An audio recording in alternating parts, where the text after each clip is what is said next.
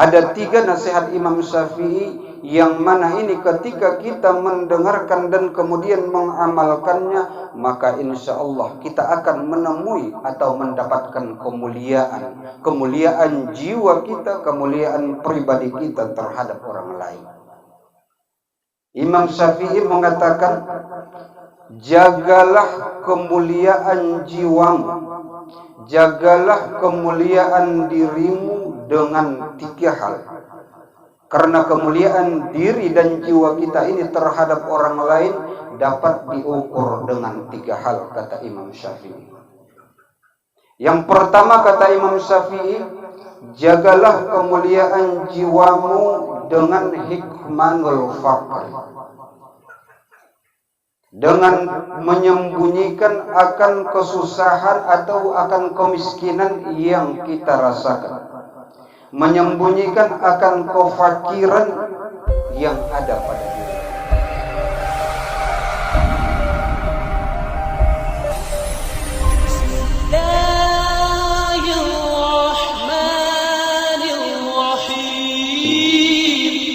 Assalamualaikum warahmatullahi wabarakatuh.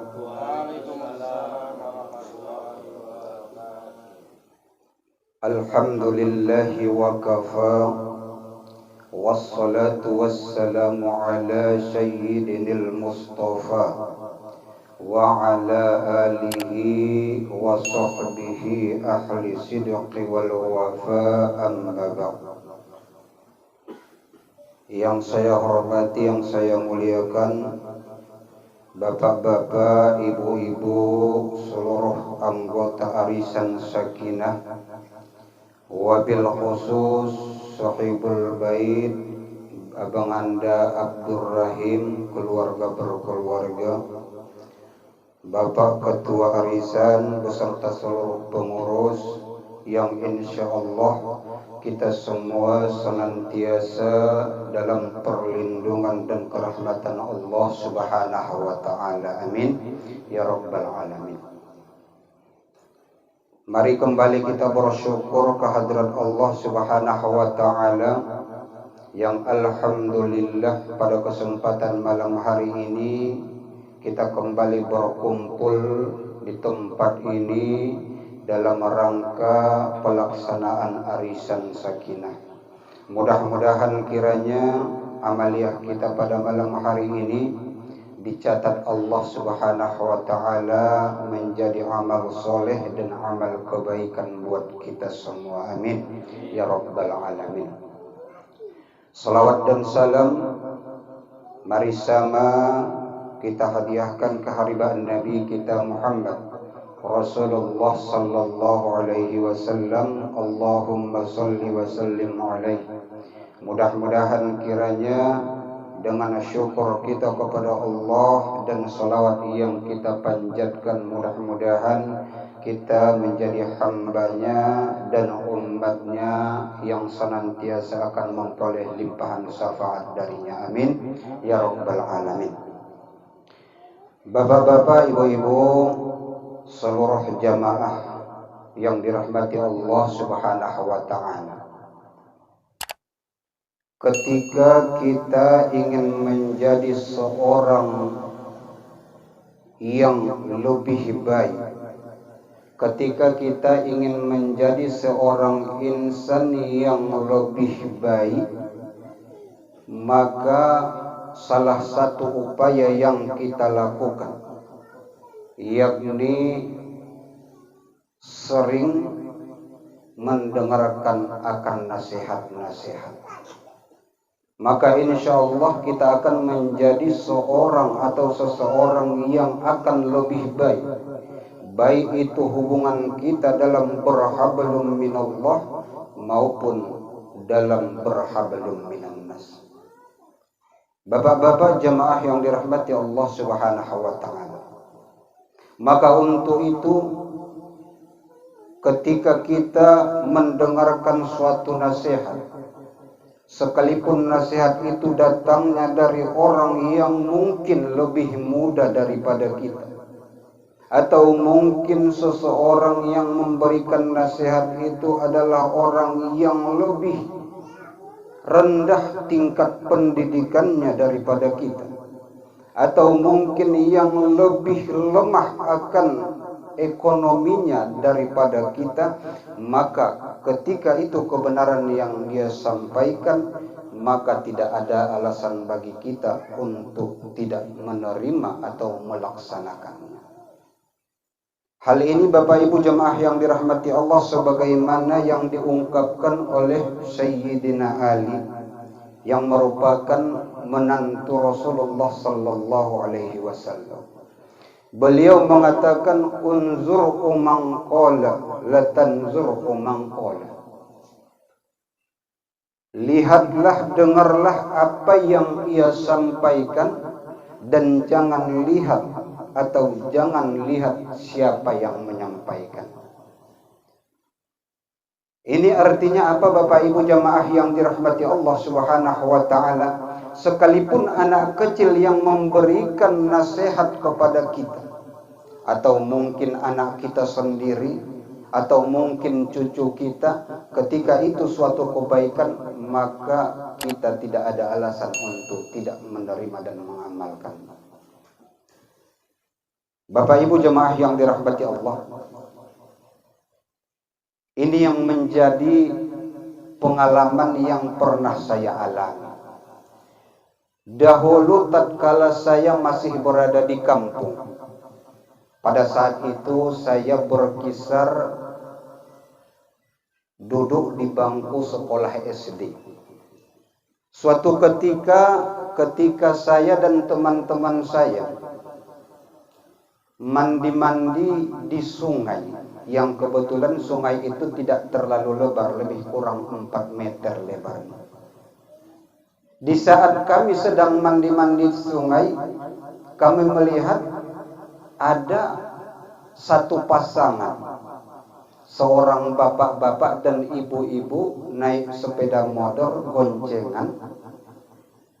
Beliau berpakaian seolah-olah layaknya seorang haji. Kemudian sesaat dia akan melintas jembatan atau titi yang ada di sungai itu, kemudian salah seorang dari teman saya berteriak, "Wah!" Nah, kebetulan kalau di kampung pula asal udah agak tua sedikit disebut wah itu. "Wah! Wah, jangan lewat dari situ." Karena titinya enggak tahan, enggak kuat. Nah, karena kebetulan titi jembatan itu biasanya hanya dilalui sepeda angin, sepeda dayung, pejalan kaki. Dan kebetulan bapak yang mau lewat tadi ini tidak pernah lewat situ, kemudian dia goncengan naik sepeda motor mau melintasi jembatan. Jadi lantas bapak dan ibu tadi jawab gini, "Ini anak-anak tahu apa? Masih kecil kok nasihati orang tua, nggak sopan." Jadi si anak-anak kami tadi pun diam. Kemudian bapak tadi melintasi jembatan tadi. Begitu sampai di pertengahan jembatan tadi pun ambruk. Karena memang tidak kuat untuk dilewati kendaraan sepeda motor, apalagi goncengan. Bapak dan ibu beserta sepeda motornya jatuh ke sungai nyemplung. Jadi ini gambaran bagi kita bapak-bapak jamaah yang dirahmati Allah. Sekalipun yang menyampaikan nasihat tersebut adalah orang yang lebih muda daripada kita, yang lebih rendah tingkat pendidikannya daripada kita, yang lebih rendah tingkat ekonominya daripada kita, maka ketika yang disampaikan adalah suatu kebaikan, suatu kebenaran, maka tidak ada alasan bagi kita untuk tidak menerimanya. Ini yang perlu kita garis bawahi. Bapak Ibu jemaah yang dirahmati Allah Subhanahu wa taala. Alhamdulillah, kalau saya melihat bapak-bapak, ibu-ibu yang hadir ini adalah orang-orang yang memang sudah sering mendengarkan nasihat-nasihat lewat pengajian, lewat majelis taklim dan lain sebagainya. Mudah-mudahan kita semua yang hadir pada malam hari ini adalah orang-orang yang akan menjadi lebih baik hubungan kita kepada Allah maupun hubungan kita kepada sesama manusia. Bapak-bapak jemaah yang dirahmati Allah, mari sejenak kita menyimak nasihat Imam Syafi'i. Ada 3 nasihat Imam Syafi'i yang mana ini ketika kita mendengarkan dan kemudian mengamalkannya, maka insya Allah kita akan menemui atau mendapatkan kemuliaan jiwa kita, kemuliaan pribadi kita terhadap orang lain. Imam Syafi'i mengatakan, jagalah kemuliaan jiwamu, jagalah kemuliaan dirimu dengan 3 hal. Karena kemuliaan diri dan jiwa kita ini terhadap orang lain dapat diukur dengan 3 hal, kata Imam Syafi'i. Yang pertama, kata Imam Syafi'i, jagalah kemuliaan jiwamu dengan hikmanul faqr, dengan menyembunyikan akan kesusahan atau akan kemiskinan yang kita rasakan, menyembunyikan akan kefakiran yang ada pada diri kita.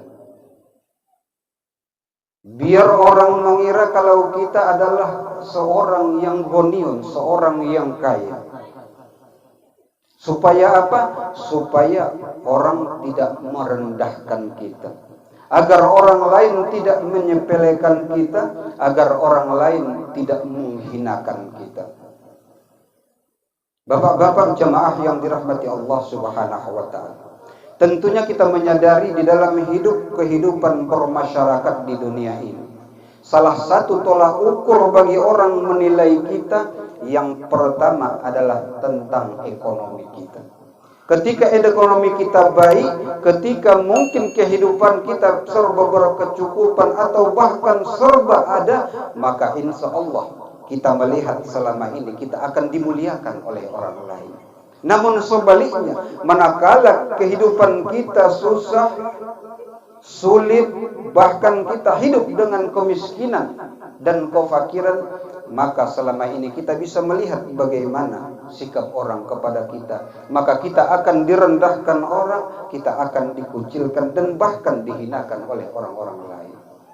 Oleh karenanya nasihat Imam Syafi'i kepada kita, jagalah kemuliaan jiwamu dan dirimu dari orang lain dengan hikmanul faqri, dengan tidak menunjukkan akan kemiskinan kita kepada orang lain, dengan tidak menunjukkan akan kefakiran kita kepada orang lain, biar orang menganggap kalau kita adalah orang yang kaya, yang serba berkecukupan. Walaupun pada hakikatnya kehidupan kita mungkin sulit, namun tidak ada jaminan Bapak Ibu jamaah yang dirahmati Allah.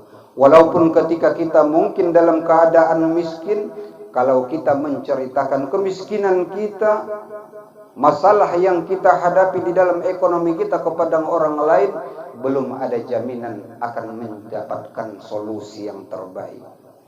Maka untuk itu Bapak Ibu jamaah yang dirahmati Allah, nasihat Imam Syafi'i kepada kita, mari kita jaga kemuliaan jiwa kita dengan tidak menunjukkan akan kemiskinan dan kefakiran kita kepada orang lain.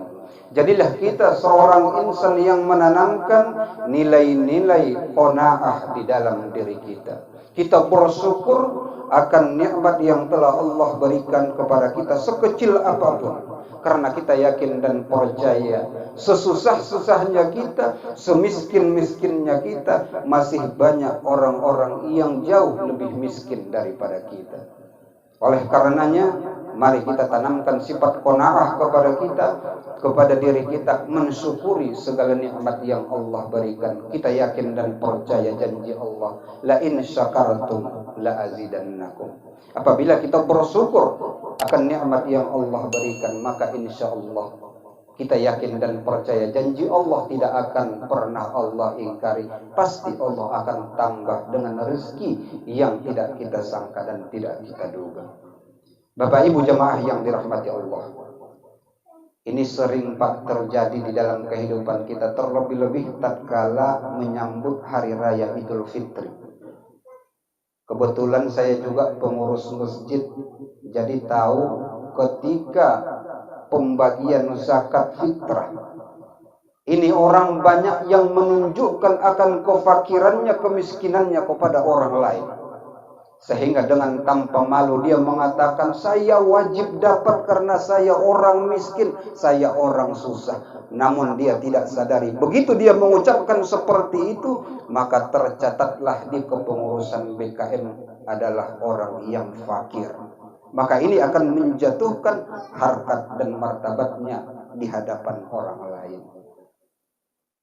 Yang seharusnya ini kita sembunyikan agar apa? Agar orang lain tidak bisa mengukur tentang ekonomi kita. Walaupun mungkin di rumah kita serba kekurangan, tapi kita tidak perlu sampaikan kepada orang lain karena ini merupakan aib kita. Maka untuk ini Bapak Ibu jamaah yang dirahmati Allah, mudah-mudahan kita selalu untuk menyembunyikan kemiskinan dan kefakiran yang mungkin terjadi pada kita, terlebih-lebih di saat-saat hidup sulit seperti ini, di mana mungkin di antara kita ada yang selama ini bekerja mungkin dirumahkan, yang mungkin selama ini punya usaha dikarenakan situasi pandemi seperti ini penghasilan mengurang. Jangan kita ceritakan kepada orang lain, cukup kita adukan kepada Allah Subhanahu wa taala. Karena yakin dan percaya ketika kita menceritakan kesusahan kita, ekonomi kita kepada Allah, maka rahasia kita tidak akan terbongkar kemana-mana. Namun ketika kita menceritakan kepada kawan kita, tetangga kita, kerabat kita, boleh jadi itu akan menyebar dan akan menjatuhkan nilai-nilai daripada kemuliaan jiwa dan diri kita dari orang lain. Bapak Ibu jemaah yang dirahmati Allah.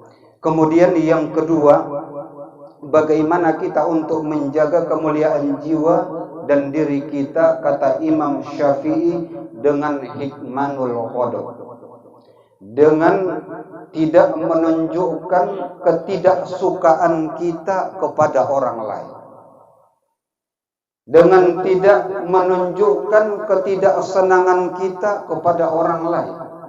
Biar orang menganggap kalau kita adalah orang yang selalu setuju, orang yang selalu ridho kepada orang lain. Sehingga dengan demikian akan terpeliharalah keharmonisan di dalam bersilaturahmi, baik itu dalam berkeluarga, dalam bertetangga maupun di dalam bermasyarakat. Ini pengalaman Bapak bagi kita. Nasihat Imam Syafi'i ini ketika kita tidak indahkan, maka sering kita melihat yang terjadi mungkin di dalam perwiritan.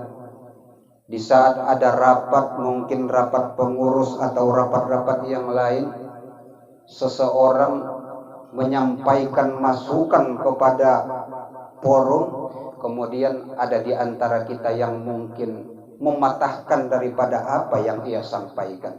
Mungkin menurut kita tidak tepat, mungkin menurut kita tidak cocok dengan ucapan kita, maka orang yang menyampaikan masukan tadi pasti akan merasa tersinggung. Dan bahkan bisa jadi dia akan merasa malu dikarenakan apa? Dikarenakan masukan dia sama sekali tidak diindahkan, atau bahkan direndahkan, atau bahkan dijatuhkan. Jadi kalau kita menanggapi daripada apa yang dia sampaikan, walaupun mungkin itu tidak sesuai dengan hati kita, atau mungkin tidak menyenangkan buat kita, maka kita seolah-olah tidak ada masalah. Maka insya Allah orang tersebut tidak akan merasa malu, dan kemudian kita tidak akan melakukan hal yang bisa melukai hatinya. Maka insya Allah terjalin keharmonisan di dalam bersilaturahmi. Banyak hal Bapak Ibu jamaah yang dirahmati Allah yang dapat merusak hubungan silaturahmi kita. Ketika orang lewat, kita menunjukkan sikap yang tidak baik dikarenakan mungkin kita kurang suka dengan dia, sehingga kita memalingkan wajah. Kadang-kadang lagi dikarenakan kita bencinya sama dia, begitu dia lewat langsung kita membuang ludah. Maka ini adalah hal-hal yang bisa memutus dan merusak hubungan hablum minan nas. Oleh karenanya, sebenci-bencinya kita kepada orang, setidak senang-senangnya kita kepada orang, mari kita jangan tunjukkan, jangan kita perlihatkan kepada orang tersebut. Maka insya Allah orang yang akan melihat kita, orang lain yang akan melihat kita, seolah-olah kita hidup tanpa ada masalah dengan orang lain. Maka insya Allah hubungan hablum minan nas akan terjalin. Bapak Ibu jemaah yang dirahmati Allah Subhanahu wa taala. Kemudian yang ketiga, nasihat Imam Syafi'i kepada kita, jagalah kemuliaan jiwamu, kemuliaan dirimu dengan hikmah nusyadah, dengan menyembunyikan akan kesusahan yang kita rasakan, akan permasalahan hidup yang kita rasakan. Agar apa? Agar orang menganggap kalau kita hidup penuh dengan kenikmatan-kenikmatan yang Allah berikan kepada kita. Sehingga dengan demikian kita akan menjadi orang yang senantiasa mensyukuri akan nikmat yang Allah berikan. Karena boleh jadi Bapak Ibu jemaah yang dirahmati Allah, semua kita yang hidup di dunia ini pernah mengalami atau merasakan akan kesusahan hidup. Mungkin kesusahan ekonomi, mungkin permasalahan keluarga, mungkin permasalahan yang lain yang menyebabkan mungkin menjadi beban mental bagi kita. Namun ketika kita menyembunyikan akan kesusahan yang kita hadapi, yang permasalahan hidup yang kita jalani, maka insya Allah kita akan memperoleh penyelesaian daripada apa yang kita hadapi tersebut. Karena Allah telah berjanji bahwasanya Allah tidak akan memberikan cobaan atau musibah atau beban kepada seorang hamba kecuali itu di luar daripada apa yang ia mampu. La yukallifullahu nafsan illa wus'aha laha ma kasabat, kata Allah. Sesungguhnya Allah tidak akan memberikan cobaan di luar daripada kemampuan hambanya. Oleh karenanya kita yakin dan percaya Bapak Ibu jemaah yang dirahmati Allah, susah yang Allah berikan kepada kita mungkin pada saat ini, permasalahan hidup yang macam-macam yang kita hadapi, mungkin masalah ekonomi, mungkin masalah anak kita, mungkin masalah pekerjaan kita, mungkin masalah adik, kakak, dan saudara-saudara kita yang kita alami. Ketika kita menjalaninya dengan penuh ikhlas, maka insya Allah Allah akan memberikan solusi kepada kita. Kita yakin dan percaya boleh jadi permasalahan hidup yang Allah berikan kepada kita ini berkat, mungkin Allah akan mengangkat derajat kita di sisi Allah Subhanahu wa taala. Atau boleh jadi kesusahan yang Allah timpakan kepada kita ini asbab Allah akan menggugurkan dosa-dosa kita. Atau boleh jadi sebagaimana yang dikatakan Rasul, nantinya tatkala di yaumul akhir sangat banyak orang-orang miskin, orang-orang susah yang akan Allah masukkan menjadi ahli surganya Allah Subhanahu wa taala. Oleh karenanya 3 nasihat Imam Syafi'i kepada kita agar kiranya kita mampu menjaga kemuliaan jiwa dan diri kita kepada orang lain, agar kita selalu mulia di dalam pandangan Allah orang lain. Karena sesungguhnya ketika kita hidup di dunia ini, kita perlu dimuliakan dan dihormati dan dihargai orang lain. Namun ketika kita berada di alam akhirat nanti, kita perlu mulia di dalam pandangan Allah. Oleh karenanya mari kita muliakan diri kita di kehidupan dunia ini lewat 3 hal.